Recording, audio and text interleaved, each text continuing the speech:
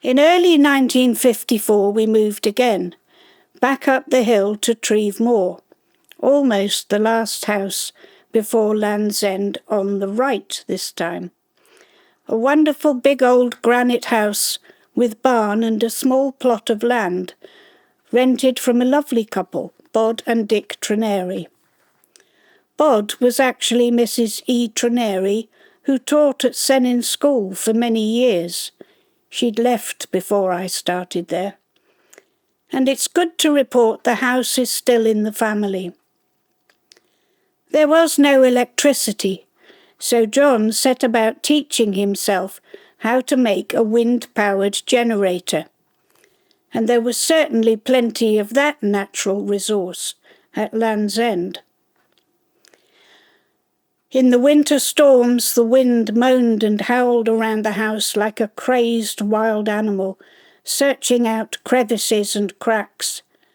But we were safe and warm in the parlour, with a blazing fire, and basking in the gentle golden glow of the tilly lamps softly hissing.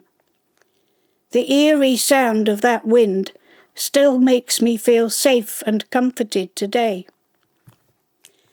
There was a well in the garden, useful if the pipes froze, next to which was an old piece of corrugated iron sheeting, which was often home to a family of slowworms, while a huge conch shell beside the front door was the domain of a big old toad.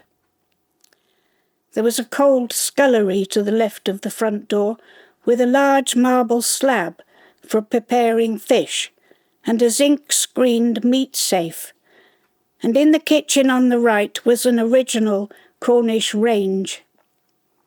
It needed regular blackleading and was messy to operate, but Brenda took full advantage, firing up the slab and producing some of the tastiest pasties I ever remember. As a toddler, I was washed in front of it in the old tin bath. Treeve Moor was home to some of my earliest memories, including some much-loved yet inexpensive toys. The family's economies spread to presents for me, but they were none the less adored. One such was Bruno, the huge bear, all 4 foot of him. Father bought him for 6pence in the church jumble sale, and I was still snuggling in bed beside him in my teenage years, using his flattened straw-filled belly as an extra pillow. I remember waking early one Christmas morning in great excitement to spy some strange shapes hanging on the end of my bed. A pair of string puppets, a man and a woman, made for me by Brenda and John. Father had made the bodies out of old cotton reels and dowling, and Brenda made their clothes. I was thrilled with them. And I still treasure a slightly ragged little black and white panda bear bought for me as a christening present by my Uncle Peter. Frugality was the watchword.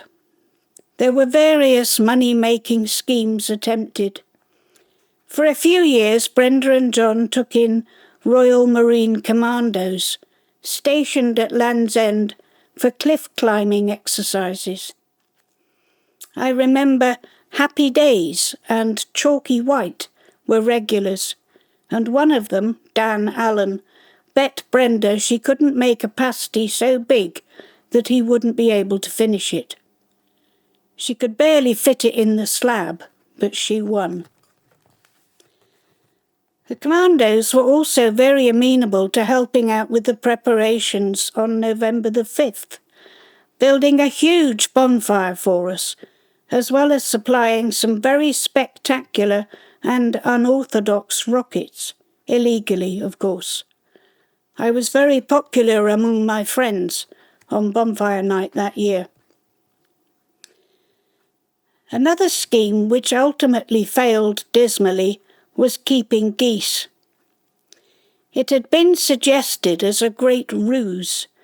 Geese cost hardly anything to feed, and produced wonderful eggs which could be eaten, and the spares sold, they were advised, quite apart from the bonus of a proper goose at Christmas.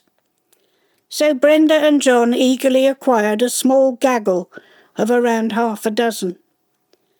John had to go to some effort to build a suitably sized pen, and then a house for shelter. Hoppers were needed for food, and the geese simply refused to eat household scraps, so food had to be bought. The biggest and feistiest of the gaggle was Tallulah, and not only was she unapproachable without risk of attack, she was also a great escape artist.